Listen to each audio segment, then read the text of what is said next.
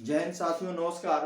झारखंड में आज हम लोग सरदारी आंदोलन की चर्चा करेंगे और यह आंदोलन कैसे प्रारंभ हुआ, क्या हुआ, सारे संदर्भों में चर्चा करेंगे। और यह आंदोलन दरअसल 1858 ईस्वी से 1895 ईस्वी तक चली। जस्ट हम लोग देखेंगे 1857 के महान विद्रोह या 1857 की क्रांति के बाद 1858 ईस्वी से शुरू हुआ, जो 1895 ईस्वी तक चला। और यह 3 चरणों में हुई, सफलता नहीं मिली। अंत 1895 में जब बिरसा आंदोलन द्वारा झारखंड की छोटानागपुर क्षेत्र में के खूंटी जिले में देखेंगे, जब बिरसा उन्मूलन प्रारंभ हुआ तो आंदोलन अर्थात सरदारी आंदोलन का विलय हो गया उसमें। तो आज हम लोग सरदारी आंदोलन के विस्तार से चर्चा करने वाले हैं। मैं कृष्णा, आप देख रहे हैं अपना YouTube channel Krishna sir GS knowledge में। तो साथियों, सरदारी आंदोलन का नेतृत्व कोल सरदारों ने किया। जैसे कि हम लोग देख रहे हैं 1858 से 1895 ईस्वी तक चला। तो कोल सरदारों ने 1858 से 1895 ईस्वी तक इस लड़ाई को 3 चरणों में किया। अब देखिए यहाँ पे कि यह क्यों हुआ, आखिर सरदारी लड़ाई क्यों हुआ। देखिए यहाँ पे माजरा क्या है। 1831-32 ईस्वी में कोल विद्रोह के समय बहुत से कोल सरदारों ने अपनी मातृभूमि को कौन सा नाम से जानते हैं, मुल्की, और जमीन को मिल्की, तो अपने मातृभूमि अर्थात अपनी जमीन को छोड़कर वो असम के चाय बगानों में काम करने के लिए भाग गए। और जिस समय ये असम के चाय बगानों में काम करने चले गए, उसी समय इनके जमीनों को कोई दूसरे लोगों ने हड़प लिया। अब हड़प लिया, ठीक 1 साल बाद अब देखेंगे जब ये वापस आए तो देख रहे हैं साथियों कि इनके जमीनों को कोई दूसरे ने हड़प लिया है। जब इन्होंने वापसी की मांग की तो उन्होंने जमीन को देने से इनकार कर दिया।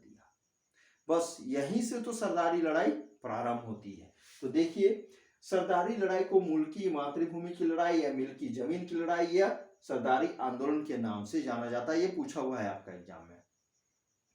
अब इस आंदोलन के कारण क्या रहा है, तो हड़पी हुई जमीन को वापस पाने का आंदोलन जो 40 वर्षों तक चला। दूसरे देख रहे हैं हम लोग कि बलात् श्रम को लागू करना, जबरदस्ती किसी को काम करने के लिए दबाव डाल रहे थे, जिसके कारण भी आंदोलन हो रही थी। इसलिए देख रहे हैं हम लोग साथियों कि बिचौलिया द्वारा, बिचौलिया मीन्स कौन, दलाल, बीच का जो होता है माध्यम में मध्यस्थता करने वाला, तो बिचौलियों द्वारा गैर कानूनी ढंग से किराए में वृद्धि कर देना, माने गैर कानूनी बिना रूल रेगुलेशन के ही टैक्स ये बढ़ा देते थे। और सबसे बड़ी चीज ये अपनी खोई हुई जमीन को पुनः वापस पाना तो चाह रहे थे, जैसे कि चर्चा कर रहे हैं हम लोग। तो इन सभी संदर्भों के कारण सरदारी आंदोलन प्रारंभ हुआ, जो 3 चरणों में चली। प्रथम चरण देख रहे हैं कब हुआ, तो 1858 से 1881 ईस्वी हुई, जो भूमि आंदोलन के नाम से जाना जाता है, भूमि आंदोलन भी बोला जाता है उसे। दूसरे देख रहे हैं हम लोग 1881 से 1890 ईस्वी, जो 1 दशक तक पूरा चला। ये आंदोलन था पुनर्स्थापन आंदोलन। तीसरा जो देख रहे हैं साथियों 1890 से 1895 ईस्वी, यह आंदोलन राजनीतिक आंदोलन के रूप में हुआ। अब जब हम लोग इन तीनों चरणों के आंदोलन की जब चर्चा करेंगे तो क्रमबद्ध रूप से करेंगे। तो चलिए आगे बढ़ते हैं। प्रथम चरण में हम लोग देख रहे हैं 1858 से 1881 ईस्वी। अब इसे भूमि आंदोलन कह रहे हैं। अब भूमि आंदोलन क्यों कहा जा रहा है साथियों, सोच समझिए कि उस समय कोल सरदारों द्वारा जो भूमि अर्थात कोल सरदारों की भूमि को जो हड़प लिए थे, उस भूमि को वापस प्राप्त करने के लिए जो आंदोलन शुरू की गई थी, उसी आंदोलन को क्या कहा जाता है, भूमि आंदोलन कहा जाता है। अब क्या हुआ, इस आंदोलन का आरंभ कहाँ हुआ, तो इस आंदोलन अर्थात झारखंड के में जो सरदारी आंदोलन हुई, इस आंदोलन का प्रारंभ छोटानागपुर क्षेत्र से शुरू हुई, यानी छोटानागपुर क्षेत्र में स्टार्ट हो गया। अब इस आंदोलन का मुख्य केंद्र, आपसे एग्जाम में पूछा जा सकता है कि सरदारी आंदोलन का मुख्य केंद्र कहाँ कहाँ रहा है, तो सरदारी आंदोलन का मुख्य केंद्र छोटानागपुर के ही क्षेत्रों में रही। तो देखिए कहाँ कहाँ, सोनपुर, बसिया, दोईसागढ़ और खुखरागढ़। सोनपुर, बसिया, दोईसागढ़ और खुखरागढ़, तो इन सारे क्षेत्रों में इस आंदोलन का मुख्य केंद्र रहा।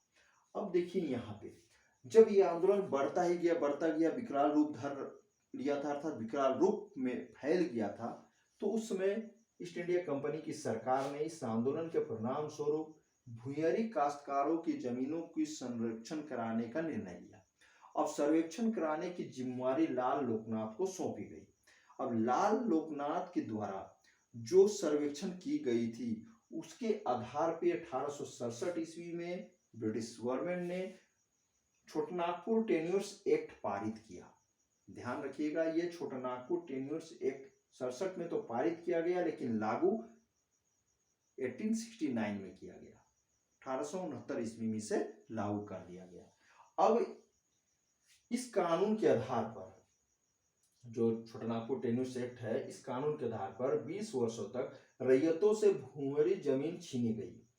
जो छीन ली गई थी, उनके रैयतों से, भूमि रैयतों से जो जमीनें छीन ली गई थी उससे वो वापस लौटा दिया गया। लेकिन वो वापस लौटाया गया, और इस वापस लौटाने का क्रम कितने सालों तक चली, तो देखिए भूमि जमीन जो उरांव की जमीन थी, ये जमीन लौटाने की प्रक्रिया 1867 से 1880 ईस्वी तक चली। अब क्या हुआ कि छोटानागपुर क्षेत्र में जो 25 परगना थे, परगना माने हम लोग क्या देखते थे परम, तो 25 परगना के 2482 गांव के किसानों को जमीन जिनकी थी या रैयत लोग की थी उनको दी गई। लेकिन यहाँ विवाद का अंत नहीं हुआ, क्योंकि यहाँ सिर्फ भूइंरी लोगों को दिया गया था ना, और भी तो ऐसी जमीनें थी जिस जमीन को बंदरबाट करके वापस से हड़प लिया गया था, लेकिन उन्हें मिला नहीं था। तो ऐसी क्या क्या जमीनें थी, देखिए वो आपको एग्जाम में पूछा जा सकता है, ध्यान रखिएगा। तो यहाँ देखिए राजहंस, राजहंस राजाओं की जमीन थी। हालांकि राजहंस जो राजाओं की जमीन थी, बाद में क्या हुआ साथियों कि इस जमीन को क्या हुआ, रैयतों को बांट दी गई थी। फिर देख रहे हैं मझियस, ये जमींदारों की जमीन थी। हम लोग देख रहे हैं कोड़कर सदानों अर्थात गैर आदिवासियों की जमीन थी। फिर देख रहे हैं हम लोग साथियों भुइंरी, ये उरांव की जमीन थी। तो इसमें तो मामला निपट गया था, लेकिन बाकी बात नहीं निपटा था। इसके बाद देख रहे हैं हम लोग खुटकुटी, खुटकुटी तो मुंडाओं की जमीन थी। तो देखिए सिर्फ भुइंरी जमीन का आप मामला सलट रहे हैं, बट क्या हुआ, और भी तो जमीनें हैं, राजहंस जमीन है, मझियस जमीन है, कोड़कर है, फिर खुटकुटी है। इन जमीनों की समस्या का समाधान नहीं हुई थी। तब क्या हुआ, जमीन समस्या का समाधान नहीं हुआ तो लड़ाई तो बढ़ेगी। तो इसी क्रम में देखेंगे आंदोलन की प्रक्रिया आगे बढ़ती है, और द्वितीय चरण में हम लोग प्रवेश करते हैं। तो द्वितीय चरण जो 1881 से 1890 ईस्वी में हुई। अब जब द्वितीय चरण में जब प्रारंभ हुआ तो ये आंदोलन कैसा था, तो पुनर्स्थापन आंदोलन था। अब आप बोलिएगा पुनर्स्थापन आंदोलन क्या है सर, तो पुनर्स्थापन आंदोलन देखिए क्या हुआ कि इस चरण में, द्वितीय चरण में पुराने मूल्यों को फिर से स्थापित करना, यानी पुराने मूल्यों की स्थापना पर सरदारी लड़ाई जो हुई है उसी को पुनर्स्थापन लड़ाई या पुनर्स्थापन आंदोलन कहा जाता है, उसके अर्थात उसके नाम से जाना जाता है। अब यहाँ पे क्या हुआ, इस चरण में जो आंदोलन हुआ उसमें 1879 यानी 1879 ईस्वी में साथियों मुंडाओं के द्वारा एक याचिका कोर्ट में दायर की गई और दावा किया गया कि छोटानागपुर क्षेत्र उनका है। और यही इस कारण है कि इस आंदोलन अर्थात दूसरे चरण के आंदोलन का नेतृत्व कौन कर रहा था, जॉन बेफिस्ट कर रहे थे। और जॉन बेफिस्ट ने छोटानागपुर खास की जो पहले समय में पुरानी राजधानी दोईसागढ़ थी उससे केंद्र बनाया गया, राजधानी बनाई गई और पूरे राज्य को स्वतंत्र घोषित कर दिया गया। लेकिन सरकार कहाँ चुप बैठने वाली थी, सरकार भी तो मौके की तलाश में रहती है कि आप आंदोलन करो, हम तुम्हें दमन करेंगे। अंग्रेजों ने क्या किया, सारी स्थिति को पकड़ा और क्या हुआ, सभी आंदोलनकारियों को पकड़कर इस आंदोलन को एक तरह से कुचल दिया, यानी जेल भेज दिया। सब तो आंदोलन दब गया, लेकिन आंदोलन पूरी तरह से दबी नहीं थी। आगे क्या होता है कि यह आंदोलन तीसरे चरण में प्रवेश करती है। कि अब इन्होंने सोचा कि हम लोग भूमि आंदोलन किए, पुनर्स्थापन आंदोलन किए, कुछ तो इससे हुआ नहीं, तो अब यह राजनीतिक आंदोलन की ओर मुड़ गए। तो तीसरे चरण में 1890 से 95 ईस्वी में तीसरे चरण की आंदोलन प्रारंभ हुई, जिसे राजनीतिक आंदोलन के रूप में जाना जाता है। तो राजनीतिक आंदोलन कहने का अर्थात क्या है कि इन लोगों ने सोचा कि राजनीतिक तौर पे या राजनीतिक स्तर से अब क्या है, ये आदिवासियों की जो जमीनें खो गई थी उस जमीन को ये अपने प्राप्त करने के लिए एक तरीका सोचे और वो तरीका था राजनीतिक ढंग से अपने जमीन को वापसी लेना। लेकिन क्या हुआ कि यहाँ पर आदिवासियों ने खासकर उस समय पूरा निराशा के भाव जग गई थी, तो इन्होंने ईसाई मिशनरियों से संपर्क साधा। अर्थात ईसाई मिशनरी भी अपने ईसाई धर्म के प्रचार करने के लिए क्या कर रहे थे, आतुर थे, मौके की तलाश खोज में थे। ऐसी स्थिति में देखिएगा साथियों कि डॉक्टर नॉटरेट और बॉडी एंड ये जीएल मिशन अर्थात जर्मन लुथेरन मिशन के थे। और फिर देखेंगे लीमेंस थे, लीमेंस रोमन कैथोलिक मिशन के थे। फिर जोहान और एलिजीबर, ये सभी मिशन के ये क्या थे, धर्म प्रचारक थे। और इन धर्म प्रचारकों ने इन सरदारों को अपना ईसाई धर्म स्वीकार करने के लिए बाध्य भी किया, प्रलोभन भी दिए। और ये लोग चाह रहे थे कि चलो हम अगर ईसाई बन जाते तो हमारी जमीनें वापस मिल जाएगी, क्योंकि उन्होंने इन्हें कहा था कि तुम ईसाई धर्म स्वीकार कर लो, हम तुम्हारी जमीनें वापस दिला देंगे। लेकिन ऐसा कुछ हुआ नहीं। अब ऐसा कुछ नहीं हुआ, सरदार लोग क्या हुए, अब आप ही जान रहे, जब काम ना हो तो आदमी क्या करेगा, ऐसे भी छोड़ देगा। तो ये सरदार लोग ईसाई धर्म अपनाए थे, उसे पुनः त्याग दिया और उनके विरुद्ध खड़े हो गए। अब रही क्या हुआ कि इन लोगों ने अर्थात इन भोले वाले आदिवासियों ने क्या किया साथियों कि ये चाह रहे थे कि ईसाई मिशनरी कुछ तो इनसे मुंह भंग हो ही गया था। इन्होंने कलकत्ता के वकीलों से न्याय दिलाने के आश्वासन पे काम किया। अर्थात यहाँ क्या हुआ, कलकत्ता के जो वकील लोग थे न्याय दिलाने के झूठा आश्वासन देकर आदिवासियों से 1 लाख रुपया ठग लिया। अब इन वकीलों से भी इनका मुंह भंग हो गया। अब इन्हें लगा कि ना वकील साथ दे रहे हैं, ना तो अंग्रेज लोग ही कहीं साथ देंगे, ना तो ये दलाल जो जमीन खा गए हैं, जो जमीन हड़प गए उसे जमीन मिलेगी। अब करना क्या है, मरता क्या नहीं करता। ये लोग सोचे कि जमीन को अब वापस पाने का एक ही तरीका है कि अपनी लड़ाई अब खुद लड़नी होगी।